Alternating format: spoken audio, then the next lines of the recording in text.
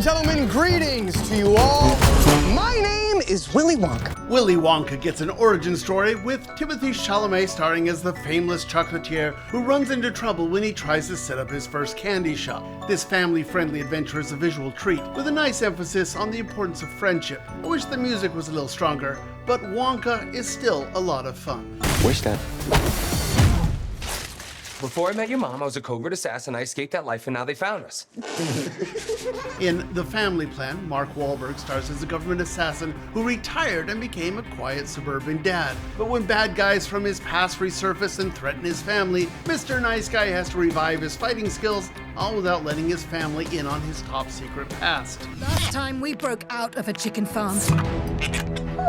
Well, this time...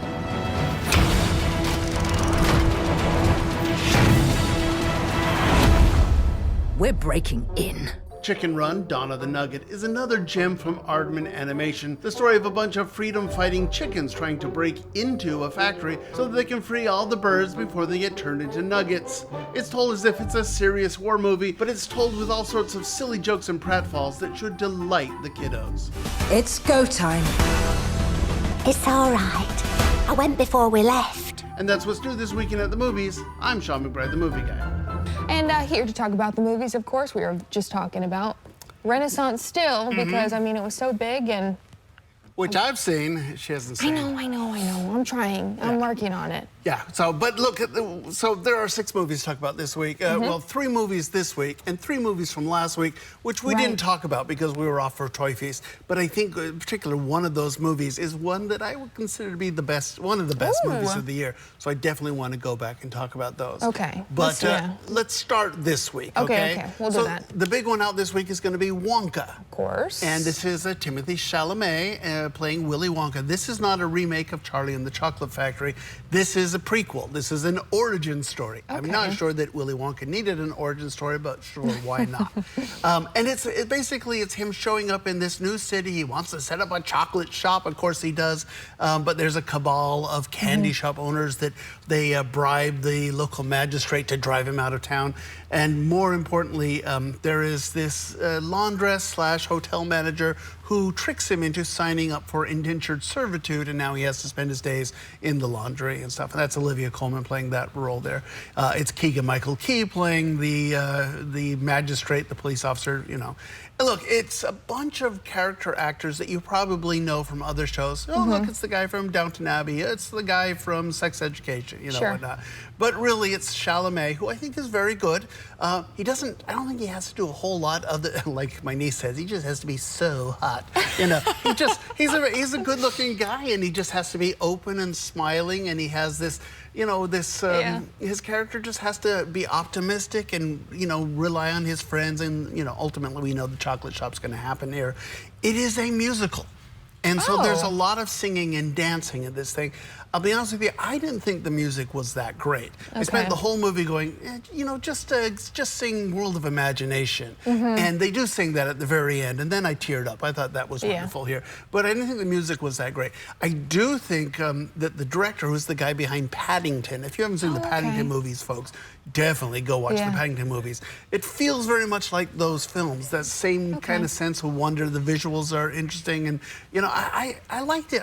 It's interesting that this is a movie that had bad word of mouth a couple of months ago, and I don't know why. I thought it was charming. I thought it was sweet. If you've got kids, you know, certainly it is a good one. Okay, well, that's in theaters. This one's in theaters, right. Okay. So. What else we got this week? Over on home streaming this week, we've got The Family Plan. Basically, Mark Wahlberg plays an average dad. He's a used car salesman, and he's got a family. His kids don't like him and everything. Well, they don't dislike him, but they don't think, you know, dad's just boring. Yeah. And then suddenly we find out people are trying to kill him. What's going on there? Well, it turns out he was a top secret assassin before he met his wife, and he still has the skills. His cover's been blown. Now he has to take the family on the road. They're trying to get from Buffalo to Las Vegas in the minivan. It's you know, it's an action adventure. It's Mark Wahlberg. I think he's a very personable actor. I think he's good here. A lot of this is really silly. Like, he doesn't want his family to know, so there's a big motorcycle versus minivan car chase where everyone's shooting at each other, but he has the family all wearing headphones so they don't notice that the bullets are flying. I mean, it's kind of silly.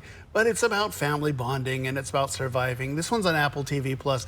I don't think it's a great movie, but it's fine if you're just looking for some, you know, silly, harmless fun. So. Sure.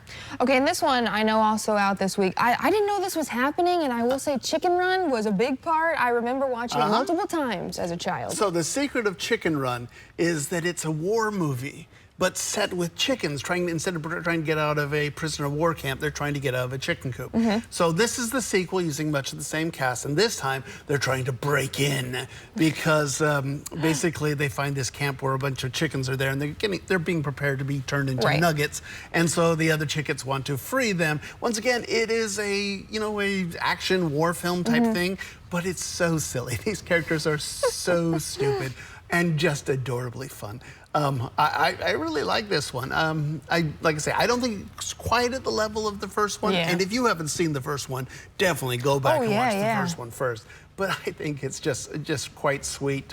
This one's over on Netflix. A real fun movie. I like Dawn of the Nugget. That's a good one. First one was what, 20 years ago? Is that right? Oh, it can't be that long, can it? I don't know. I saw somewhere. We'll have to look it up and see. No, I don't think it was that long ago. Okay, and now we're taking a step back to last week. Okay, let's go back. Yeah, so Holdovers is the one I was talking about. I think this is an amazing movie. This is Paul Giamatti, and basically he is a guy. It's Christmas break, and he's a professor, a cranky old professor at a boarding school. All the kids are going home except for a handful of them, and actually it ends up only being one kid. He's stuck over Christmas break, and so it's Paul Giamatti, and it's Davine Joy Randolph as the cafeteria worker, and they have to stay on campus and babysit this kid who is just, surly, and he's been kicked out of a lot of, campuses. And these three misfits, who all of them have problems and all of them are not particularly happy to be there, but they bond and they form a kind of a family, and they come together for Christmas. And I think that's just really sweet. And it unfortunately has a lot of profanity in it, so it's rated R. And I wish it did, because it's really more of a PG sentiment to it. It's a wonderful movie. I do think that this one will get an Academy Award nomination for Best Film of the Year. I think Giamatti and Davine Joy Randolph has won like all the preseason awards already. I think it's a good cast. It's made to feel like it's a 1970s movie. It's set in 1970s in the Vietnam War, so it's just really good. It's in theaters finally in Southeast Texas, so I'm thrilled that that one came out. Okay, that's a good one. And then what? Got two more, right? Two more on home streaming. Let's see here. This one. Oh, this is The Boy and the Heron. This one, excuse me, in theaters here. This is Hayao Miyazaki, who is a Japanese filmmaker. I was teasing you last week about your pronunciation of this, but Miyazaki, who is known as being, they call him the Japanese Walt Disney. This is a wonderful movie. I don't think it's as good as Spirited Away, some of his best ones, but I do love that this is a guy that said he was going to retire 10 years ago. He retired, but then made a new movie, and then made a short, and then made another movie, and I understand he's working on yet another one. So, as long as he wants to keep making these, I'll go see him. And it's nice to see this in theaters. Basically, it's a kid. He's set in World War II. His mother has been killed in a Tokyo fire, so he's evacuated to the countryside, where a heron shows up, a talking bird shows up and said, "Your presence is requested." And he finds himself going on an adventure to another world. And it's just a wonderful, magical world. And, I like Miyazaki's movies because they're not Western, fantasy ideals. And so a lot of animals that talk, and, like there's a whole civilization of giant talking canaries in this one that are just very funny. But also a lot of magical stuff going in here. These cute little creatures called Waiawara, they're just little marshmallow guys, but it turns out if they rise to the sky, they become human souls in the next world.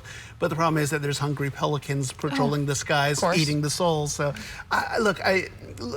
parents, if you've got kids who don't know Miyazaki, start with Spirited Away, but Hal's movie, Princess Mononoke, all those great movies, go check those out. But do check them and say this, it's a beautiful film. Watercolor type backgrounds. It's just a lot of fun. Yeah, it looks beautiful. So. And then the last one. And the last one, which is the only one that I would say was kind of a miss, but this is Leave the World Behind on Netflix. This was Netflix's #1 film last week. Basically, it's a family. They rent an Airbnb and they're away for the weekend. When something happens, we won't tease it, but something's going wrong and suddenly things start going, animals start acting strangely. It's Sam Esmail, who I think is a good director. I didn't like, I thought it was okay, but not great. I hated some of the music. It's so on the nose, you know. It's like a deer shows up in a backyard and it's like dun dun dun. It's like, yeah, well, a little much. But it's, you know, it's Mahershala Ali, it's Julia Roberts. I mean, it's a good cast, a good looking movie, very tense. But I don't think it was quite the great movie that we'd hoped for from someone, you know, the talent involved. I did see this one, the ending, I was kind of like, kind of just fell off. You just watched the ending? No, I saw the whole thing. Oh, okay. The ending, I was just like, oh. Yeah, and I understand the ending is different from the book, and I haven't read the book, so I don't know the differences. But yeah, a lot of people are talking about the ending. Yeah, I'm with you. So. Well, there's all your options this week in theaters or home streaming, of course. We always thank Sean for stopping by, and we'll talk to him next week as well. But we do need to talk with Aaron Mack, who's going to get you a look at your weekend forecast.